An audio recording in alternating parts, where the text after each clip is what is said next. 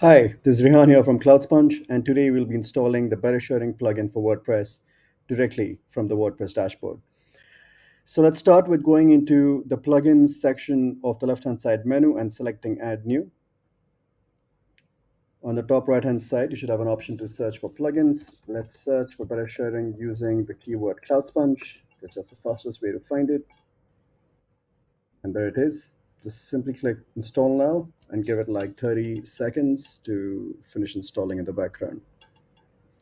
Once it's installed, you'll be able to activate the plugin directly from here or by redirecting to the plugin list in the plugin menu, which we'll get to. So there it is, it's installed. Like I said, the activate button is right here, but you can also find it under install plugins, the plugin section. You see it here, just click activate.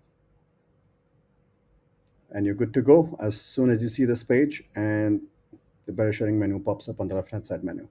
So that's about that. See you in the next video. Thanks for your time.